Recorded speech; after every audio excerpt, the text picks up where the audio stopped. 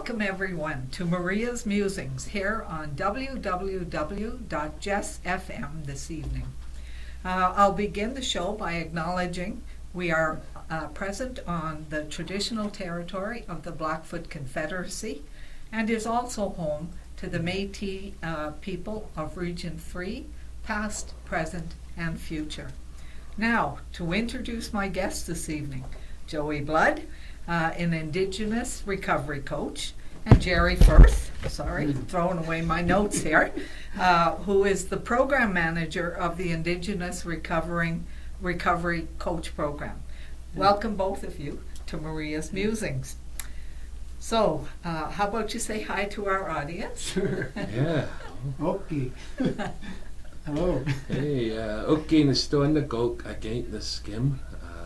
I'm looking forward to being on your show this evening, and thank you for having us. And thank you for the Indigenous welcome. Oh yeah, well, any chance I get, I'll share what I know. Excellent. Yeah. Thank you, Joey. Yeah. Okay, so let's talk about the program. How did the Indigenous Recovery Coach Program come about?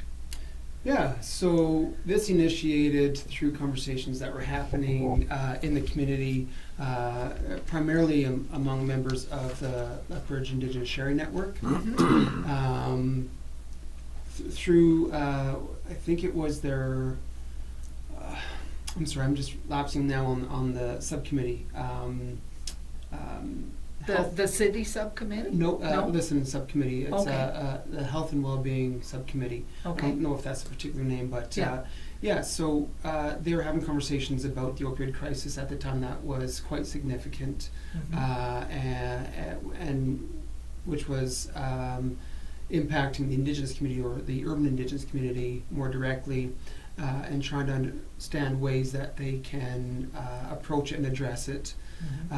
So with those conversations at that subcommittee level, Amanda Scout and Trina Teller were prominent players in these dialogues and conversations, and they had asked Dr. Shell Curry to do some research in this area and to help develop a plan for a program proposal.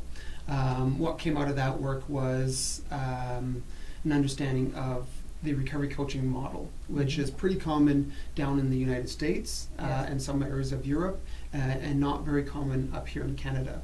So they thought it was a really good model to bring this way, but more importantly, not just to use the recovery coaching model, but to overlay it with a cultural lens to more appropriately address it from the lens of supporting Indigenous people. That work or that proposal was then considered into how it would roll out operationally, and they had approached Arches at the time to do that.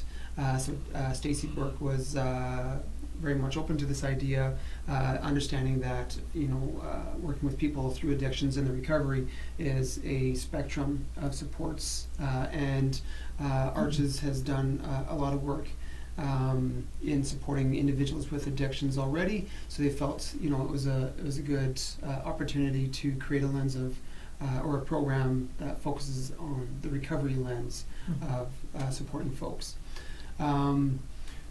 So they had taken this proposal and had applied for funding through INAC, through the UPIP program, and were successful, and I was hired on as the program manager in April of 2018, and then we started to hire on our coaches a few months after that, and got them trained up and started to take on our first participants in August of 2018.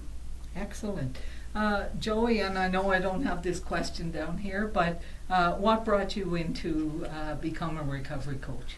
Well, Jerry started it for me. Yeah. No, my original work here in the city, I started as a youth worker through Opokas and Early Intervention Society.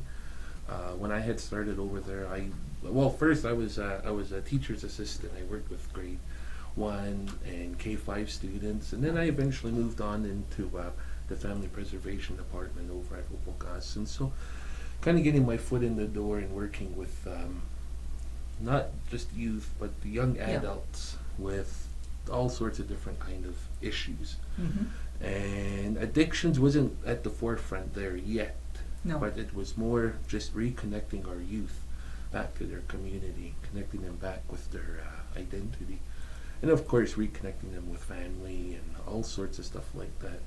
And then eventually, as this opioid addiction just became even more prominent in the community, I started paying a little bit more attention. Not as much though when I did eventually started the program, but it was just by chance I thought I threw my name in as because there was a position that was gone out, so I thought, well, won't hurt to try. Right place, right time. Exactly. Yes. And I'm glad it worked out the way it did. And just the going from point A to point B, man, it's been quite a journey. Yes. Yeah. Yes. But it's been a lot of learning for me though. But Okay. I feel the work that I did at Opokas kind of helped me Prepared you for prepare. this. Yeah. Different dynamics though, Yes. definitely.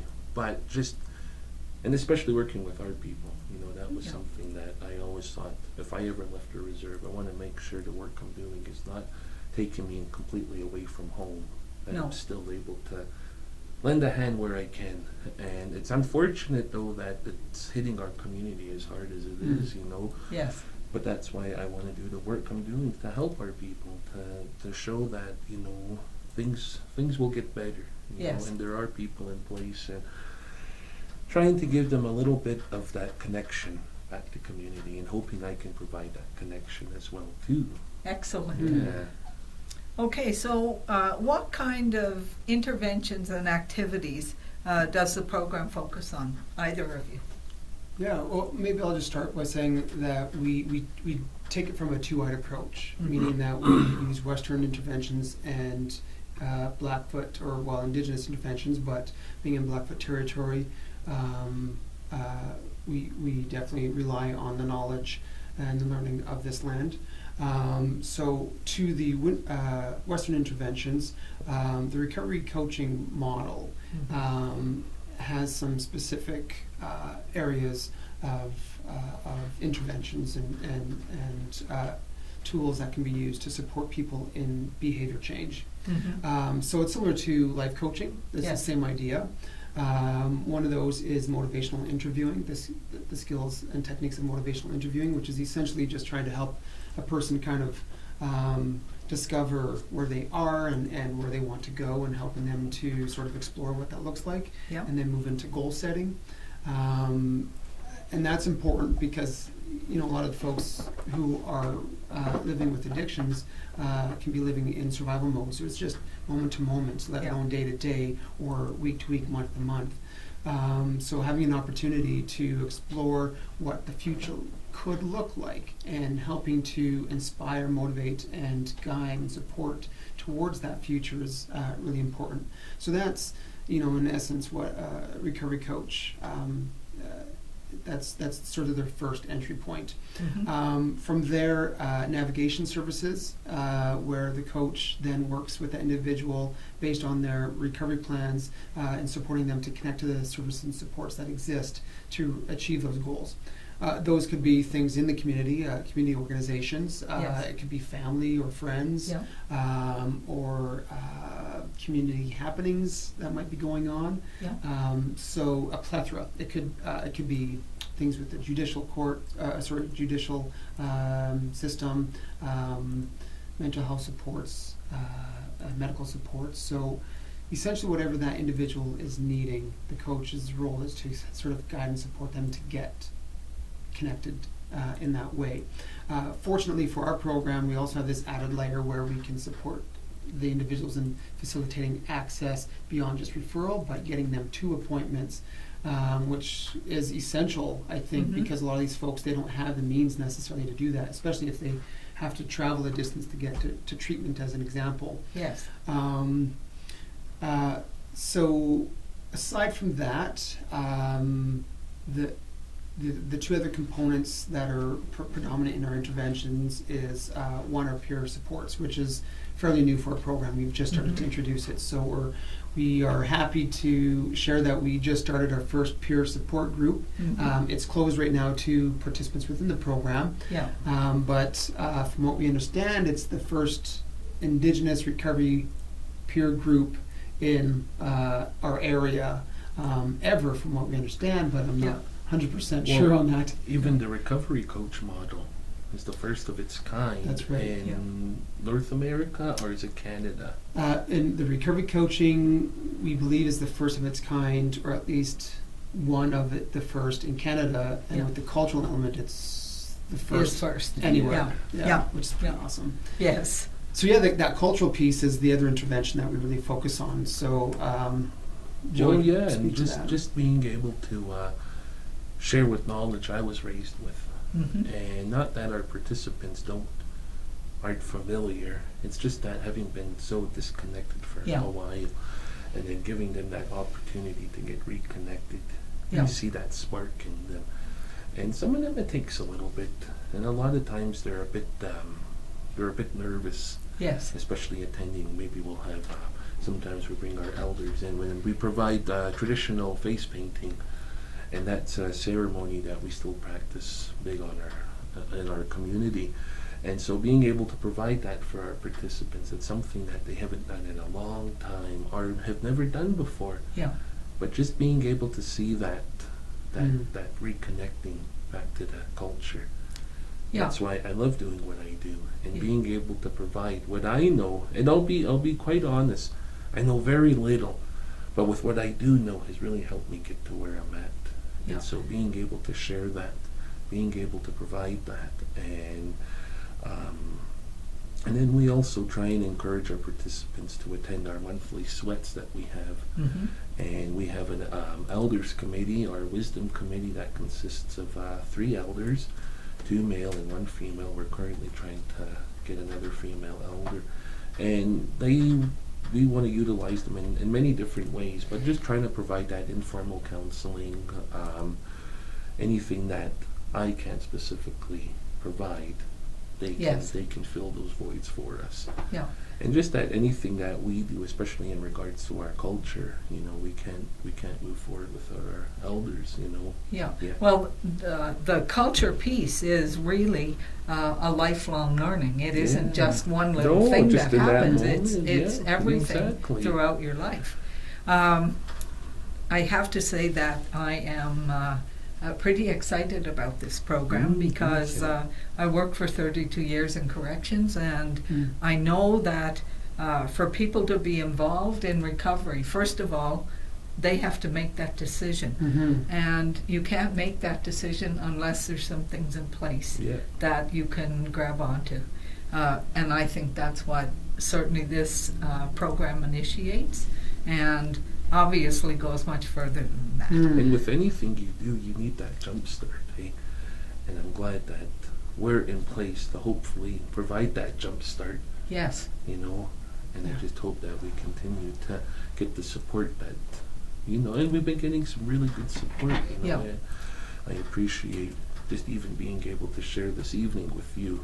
Well, I certainly feel that our community needs to understand some of the things that are going on to address issues that they're complaining about in the community. And I'd like people to stop complaining, listen more, and then support what's going on to make those changes happen. Imagine how much work we can get done. I know, it would be wonderful. So this is an Indigenous program. So can we speak a little bit about the importance of culture in recovery?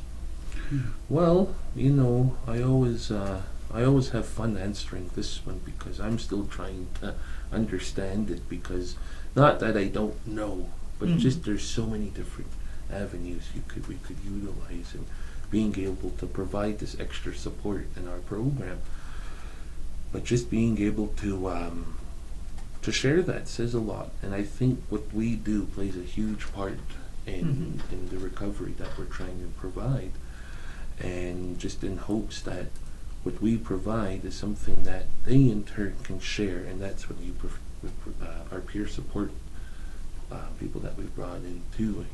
Just adding extra layers of supports that's just going to help continue building on what we're trying to do here. Yeah. Go ahead. Well, I was just going to share, I think, when we look at the importance of culture to recovery, it's important for everyone to be connected to their roots. I even think about myself, which is one of the reasons why I love being involved with this program, because the Blackfoot culture connects me more deeply with my roots, which is a Celtic root. Or heritage, and the Celtic people, before they were colonized by the Romans who came through that area, and then of course there's a whole history of Britannia and whatever.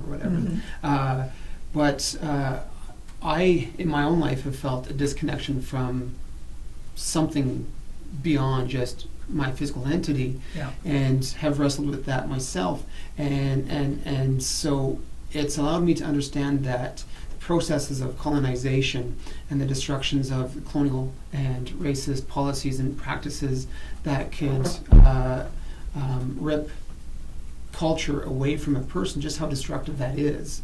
And essentially that's one of the, I think, more significant barriers to addressing addiction is people connecting back to their true root, to their identity, essentially their core of who they are as a being and why they exist.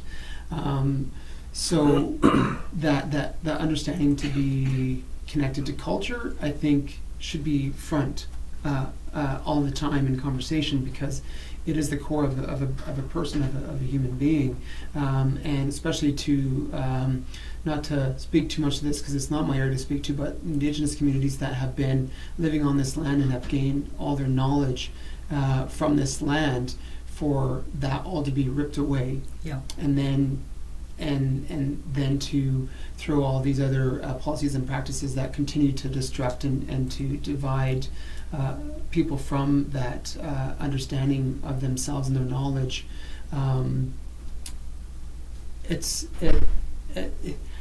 I just struggle to understand how people wrestle with this idea still, that the way to truly heal is to reconnect back to those roots, and so that culture specifically. I'm glad that you mentioned that, because many of the people that I've worked with have talked about being lonely, and in fact it's not loneliness, it is that disconnect with their own where they came from. And I don't necessarily mean you were born in Edmonton or whatever, but actually the core of where you came from. That's right. And when they were able to do that, they actually realized that they weren't lonely. It was having that peace in their soul that was missing. That's right. So I totally get that. Okay, so let's look at the importance of community in recovery. So either one of you, and you can look at it certainly from a couple of aspects, your immediate community or the community at large. So Joey, what are your thoughts on that? Well, just again, having grown up on the reserve, and that's where I spent most of my life. Up until within the last 4 or 5 years, I've been living here in the city. Yes. And in that first couple of years when I did move into the city, I was pretty lonely. Even though the reserve was just across the road, we could probably see it. I mean, the river, we could probably see it from one of your offices right now. But even though that, I there was just that loneliness. But then eventually, as I just persevered through that, and the work that I've been able to do here in the city, I feel that it's it's gotten better. And to be in this position that I am now, and even though I'm not living under reserve, I'm still very much connected to our people, and providing that support. And this isn't the only other job I do. I work with families out in Standoff every Wednesday. There's a program that I co-facilitate. And that's been going on for almost 4 years now. and we work with couples. Sometimes it can be young couples, older couples, people that are co-parenting, or single mothers or single fathers. So I just kind of got a lot on my plate at times. That But- certainly connects you, doesn't it? Yeah, Yes. definitely. Yeah.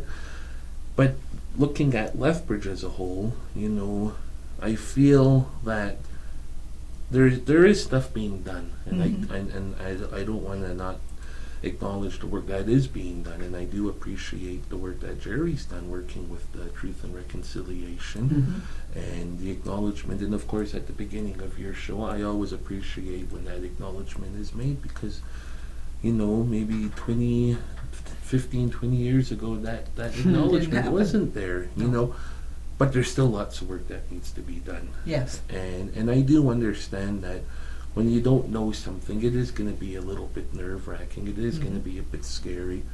But there's all this, and then there's all this backlash, especially to arches. But I think once people get an idea of what we're doing and what our intentions are, then they'll They'll get on board, I Yeah. hope, yeah. Because once you start looking at the negativity, that's all you're gonna get. Yeah. Hey? Yeah. If that's your focus, well, then don't be surprised if that's all you're gonna get.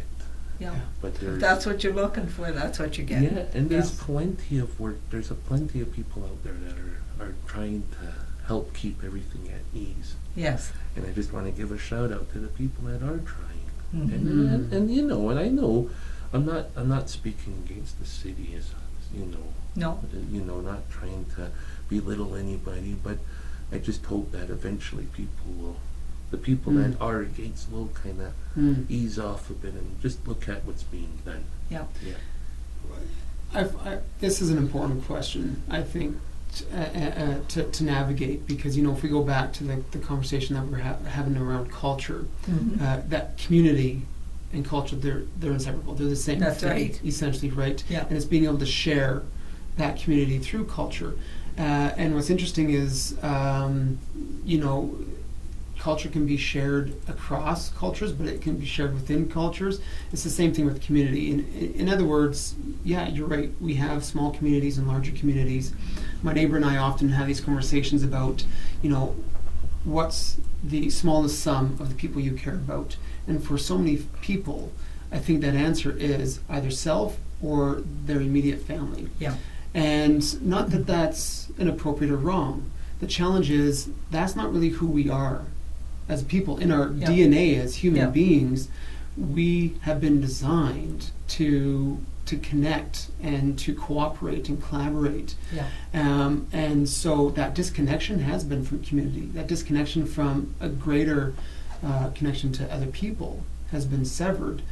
Not to dive into that too much, but I think Yeah. that's a lot at play here. So what that does then is when issues like the opioid crisis arises, people feel like it's their problem, not mine. Yeah. Now I'm being impacted. Why am I being impacted by someone else's problem? The truth is, it's all of us. As a That's right. community, when we live in a city together, we live with everything. Yeah. And I think, You don't when just we- share the infrastructure, everything. That's right. Everything. That's Yeah. right. Yeah. And I even think back, like the reason I got myself into this work is I grew up horrendously bullied. It was a terrible time in my life Yeah. for the reason that I felt like I didn't have a connection to others. Mhm. There were people that entered into my life that helped me understand that there was more than just what I was receiving from the bullies and the harassment, and that was my first understanding of true community. Those people that can surround you in the best of times and the worst of times. Yeah. And it made me feel like everyone needs that. Everyone needs someone to come into their lives and just be like, hey, I don't know what you're going through, Yeah. but I feel like I need to be here with you right now. Yeah. And wouldn't that be awesome if you could just do that with one extra person? Like, I think maybe what some people have a hard time putting into action and be like, well, what can I do about this? And they might look at it as a very daunting experience. Mhm. Like, how do you address the opioid crisis? It's one person at a time. Yeah. Like, just listen to another person's story. Get to know who they are. especially those that are struggling the most, Yeah. spend 5 minutes with that person and Yeah. just hear their story. That's the start. Yeah. And I've that's said what many builds times, community. people aren't cellophane. You know, recognize that people are there, Yeah. acknowledge them, connect with them. That's right. Yeah, yeah, Yep. And truly, that is what will build the momentum to healing. I mean, we refer to it as recovery community, which Yes. is one of our lenses. Our program isn't just designed to support people one-on-one. yeah. As we move into our second and third year, we're going to be moving outwards and trying to build that recovery community, which is, you know, these interviews give us a wonderful platform where we Yes. can share our story with the folks in our city, Yeah. and to encourage people to start having these conversations with each other and to hear each other's stories. And we can create those platforms. If that's the Yes. other thing, if people are like, well, where do I start? We're always welcoming people and inviting them into our circle where we can create the platforms for these conversations. Yes. Let's just not do it over social media where you're yelling and screaming, because that's not going to help. That's not where community is. Community is No. here. That's right. It's face to face, and Yeah. you know, we don't want to shame anybody either. No, We no, recognize no. hurt is hurt. Yeah. People have a way to express that. We can honor that, but we need to also move beyond that and have real conversations about this. Yeah. Yeah. Do you want to add anything to that, Joey? Well, yeah, no, it's definitely something that I struggle with, and I'll be honest. For myself, I did kind of build. I did a lot of negativity to get to me a bit, and I myself was focusing way too much on it, and allowing myself to. I was constantly, you know, talking with my wife about it, and I'm just angry. So these guys, so and so is writing this on Facebook, and then I just thought to myself, you know what, the work just needs to continue. Yes. Mm. Yeah. You know, and it doesn't do me any good if I can't get my job done. I won't be able to do my job if Yeah. I'm focusing on, you know, and again, I understand, you know, especially with how things have just so suddenly, how things just went from point A to point B. Yeah. You know, it is overwhelming. But let's talk about it. Yeah. Let's do something about it. And like I said, there's wonderful people out there that are doing the work to try and Yes. help. Mm. And it doesn't do us any justice when we have to hear that negativity. Mm. Mm-hmm. And my advice is just wake up. The work's getting done. The work's getting done, and it'd be really great if you Yeah. would be part of it. Yeah. Yes. And again, As a community. Yes. Yes. and Yeah. again, the matter what Fantastic. we can get done. Yeah. Yes. Yeah, so I have to say that I felt some of that anger. And somebody said to me a while ago, if you hold the anger, you don't have any room for anything else. No, yeah. So the suggestion was made that I pray for the person that I'm angry with. Mm. So I say a lot of prayers now. No, Mm. that's Yeah, and I just ask my Maker to, encourage these people to look at things a little differently. That's the And I truth. hope that they will. Yeah. Yeah. That's the truth. So if you've just joined us, you are listening to and or viewing Maria's Musings right here on www.jessfm.ca with my special guests, Joey Blood and Jerry Firth, who are here talking about the Indigenous Recovery Coach Program. And this conversation's been fabulous. Mm. So let's go on. So knowing that the program is only entering its second year, what early results have you seen so far? Sure. Would you like to start? Oh yeah. Well, that first year was an interesting one, but a very good one though. Yes. And of course, with any program, you're gonna, especially a new program, you're gonna have your growing pains along the way. Yes. And you're gonna find out what's working and what's not working. Mhm. But we did have a lot of success along the way, and it wasn't our success; it was our participants' success. You know, Yes. I can't acknowledge that a lot because we're just providing that push. Mhm. But at the end of the day, it's our participants, and sometimes it's gonna take a couple tries to get them to Yeah. get them moving, but just as long as we're maintaining that relationship with them, that hey, you're human, you're gonna make mistakes along the way, and that's Yeah. okay.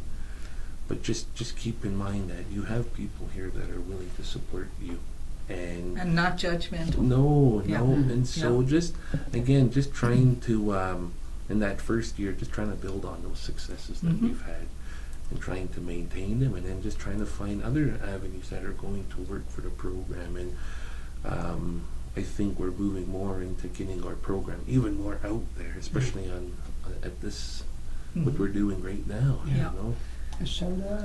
yeah. Okay, so again, I know with any new program, you know, you kind of think when you start, okay, we've got everything in order, we're moving forward, like we're on the go, 100 miles an hour. Yeah. But then as the program goes on, sometimes you see that maybe there's some weaknesses in the program.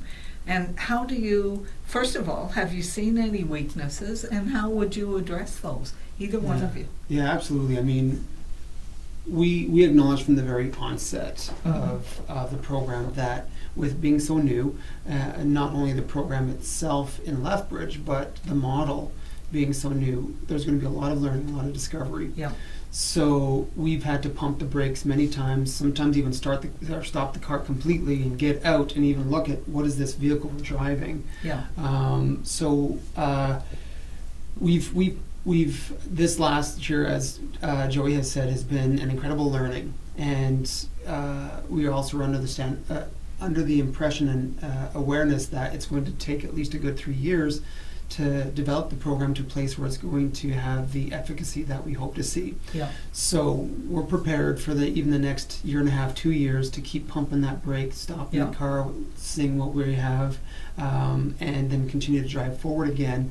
So this past year, we were successful in hiring on an external evaluator, Kathy Haight, who has been working with us to develop a evaluation framework, so we can better understand what successes we see quantitatively and qualitatively, Yeah. and what's leading to those successes, so that we can continue to do those things that lead towards those successes. And then, of course, maybe those areas that we aren't doing so well in, to make those adjustments appropriately.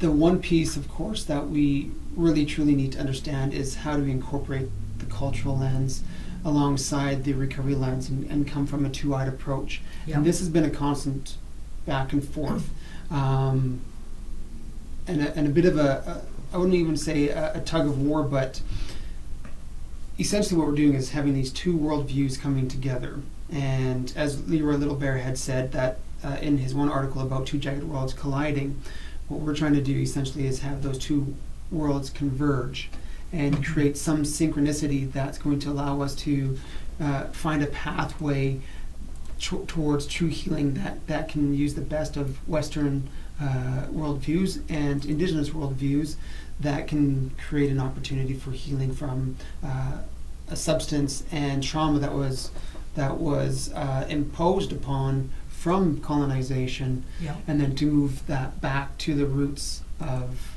the traditional knowledge of this land. So it's going to take us some time, definitely, to discover that, and I think it's going to be a process alongside then supporting the folks who are going through their own discovery. Yeah. So it's been admittedly a challenge, but we do have wonderful people that we're working with, in the organization and in the community. We continue to have support from folks through the Lethbridge Indigenous Sharing Network, such as Amanda Scout and Trina Tello, and other wonderful people. We've been having a good partnership and relationship with the Friendship Society, with Travis Platted Hair and Sean Singer, who and the staff there, who have been really good to partner with, especially with the cultural pieces. In Arches, of course, with the leadership of Stacey Burke, our executive director, Yes. my immediate director, Megan Williamson, and then we have Jill Manning and Lindsay Stella, our directors, who continue to provide that leadership and support at an organizational level and encouragement to keep things moving. Yeah. And then, of course, to Kara Motz and Aaron Mason, who are internally helping us with understanding the data and the evaluation piece, which isn't our strong suit, Yeah. but it does need to be there so that Yeah. we can understand how effective we are, so we can continue this programming, not just to receive funds, but truly so we know that we are making an impact in people's lives. Mhm. And I'm throwing people's names out because I think it's important that we acknowledge the work that everyone Exactly. is doing. This isn't a one-person show or even No. a one-team show. This is a mechanism that's starting to move along. And as I mentioned earlier, our intention this year is to continue to network outwards and to connect with treatment centers and other community services and supports and AHS and anyone we can to build and strengthen that navigation Yeah. for folks. Because again, back to recovery community, that's what's going to help support folks at a larger level. Yes.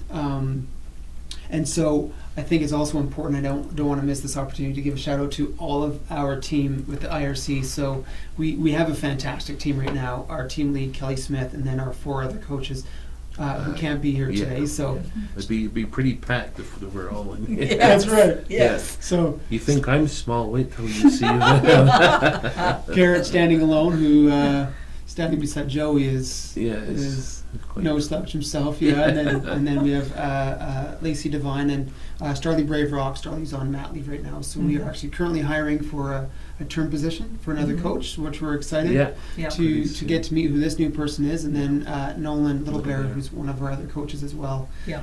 to join us on our team. Okay, so I'm gonna, that same question in terms of weaknesses. You as a recovery coach, when you look back over the time that you've worked on the program, do you see anything that you felt was a weakness and that you needed to work on during that time? Well, I was just my lack of knowing Mhm. was very minimal at the time. And I was quite naive when I first came into the program as a recovery coach, thinking, oh, I'm going to get these guys into detox and get Yeah. them off on their way. Yeah. You know, thinking that's how it worked. But Yeah. no, realizing that this is something that could take lifelong, you Yeah. know. But just being able to have all these different activities, all of these different tools to help get them started on that road. Yeah, Yeah. because a different tool works, like everybody has their own little hook, right? And but the stuff that I do know, and I have to give a big shout out to my upbringing, to my mom Alvine Mountain Horse, and my late dad Narcissus Blood. I wouldn't be where I am today if not for them and providing that support and those teachings along the way too. And there's so many wonderful people from our community. And I forgot to mention this, I'm from the Blood Reserve. Mhm. You know, the one that's just across the river? Yes, No, yes. we can go wave at it after this. No, just the wonderful people that I've grown up with out on the reserve. And just kind of speaking back to the beginning of the show when I had made mention about what got me wanting to be part of this kind of work, just seeing the impact it's been having on our community. And so many of the people that I've grown up with, people that at one point that were my mentors, Yes. seeing them down and out, seeing them not having the best go at life. Yeah. Yeah, so just trying to figure out ways to support them. Mhm. And I'm very grateful that I've had the upbringing I've had. Not saying that it was an easy one. I've had my struggles along the way. And of course, with the different things that our community has gone through, one of the things that I would just love for is I could just speak nothing but Blackfoot to you. Well, I wish that you yeah, could. And Yeah. and I know it's something that I could still do. Yes. Yeah. But just He being, sings me to sleep in Blackfoot. yeah. I'll do it after this. Well, Yeah, if you can get through him, Yeah. you'll probably be able to teach me pretty easy. But just seeing the impacts it had, it's on our community. And this isn't the first time something like this has hit this area. Mhm. The whiskey trade. Yeah. That was a huge epidemic. Yeah. Smallpox. There was a Yes. long history of this. And of course it was something that has taken a huge toll on our community, and that transfer of knowledge really took a huge impact. And so trying to live in two worlds, trying to balance that out, has been a constant struggle. And I think for myself, it's still something that I struggle with in small ways, in different ways. And but I just hope that, and I just moving along in these first year though in our program, it's been a huge experience, you know, and I am very grateful that I can be a part of this wonderful team that we have, and just trying to get the good word out there, you know. Well, I'll do anything I can to help. Yeah. Anything. Yeah. So, do you think, based on your experience in the program, that any person in recovery should be addressing these aspects within relation to their own recovery? So I'm not just talking about Indigenous people. I'm talking about anybody in addictions.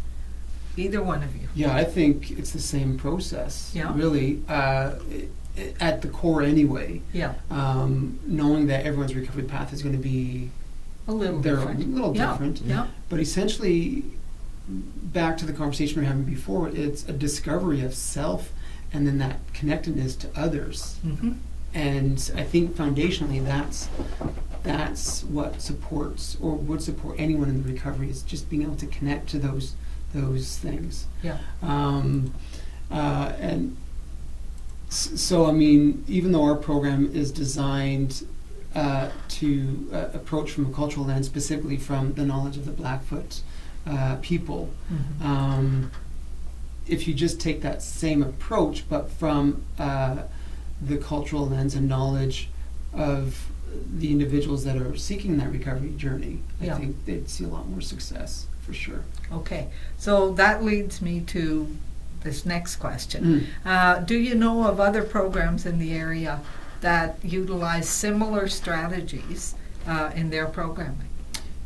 I mean, yes, in the way that I think, you know, elements of what we're doing exist in other areas, absolutely, like connection to culture exists.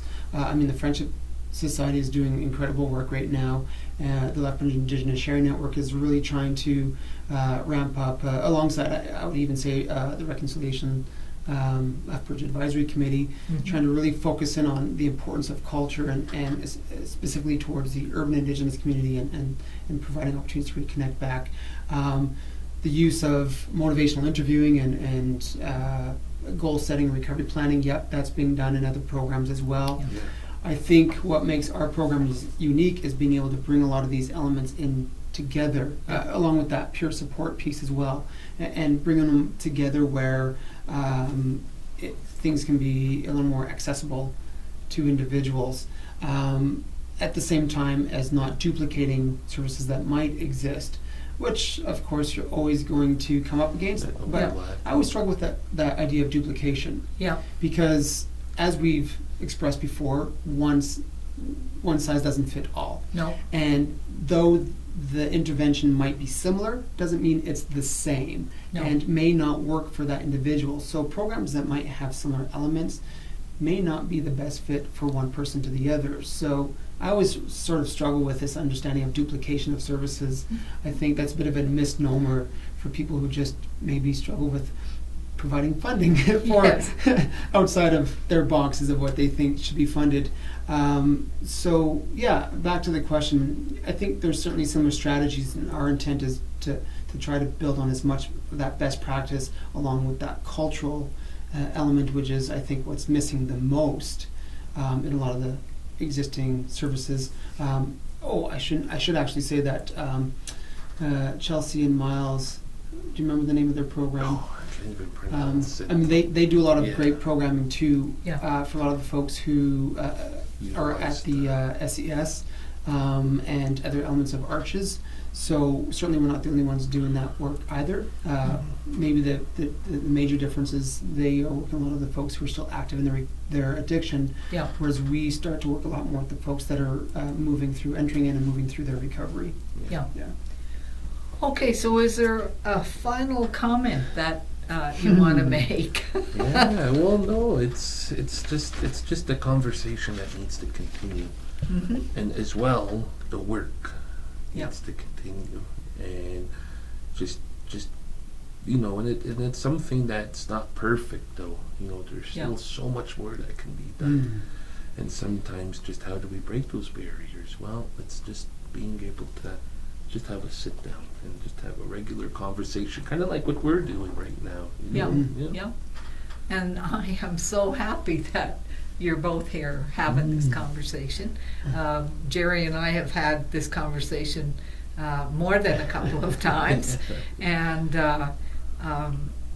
I certainly get my backup when I hear people in the community who are saying negative things, Mm. and they really don't have any understanding of what's going on. So I'm hoping that people have watched the show or will watch it, and if they've got any questions, please ask the questions. You can ask me. I'm sure you can get in touch with Jerry or Joey Yeah. and get some answers. But if you ask me, I'll go to them because they're the experts, and get some answers back to you. But they say it takes a whole community to raise a child. Mhm. It takes a whole community to address the problems that we have and to fix them so that everybody is healed. So I want to see us as a community working together. And as I said, if there is anything that I can do to help move this forward, you know where I am. Yes. And yeah, certainly, Right here yeah, in this wonderful studio. the Yeah. cityscape here Yes, behind us. yes. So you've been listening to Maria's Musings on Jess FM. That's www.jessfm.ca with our special guests, Joey Blood, the Indigenous Recovery Coach, and Jerry First, the Program Manager of the Indigenous Coach Recovery Program. Thank you both for taking the time to come and share this information about this incredibly valuable program, which Thank is you. helping people not just survive in our community but thrive. Yes. So Exactly. thank you, and have a great evening, everyone, and thank you for listening or watching. Bye-bye. Thank you, Maria. Yeah. Thank you both.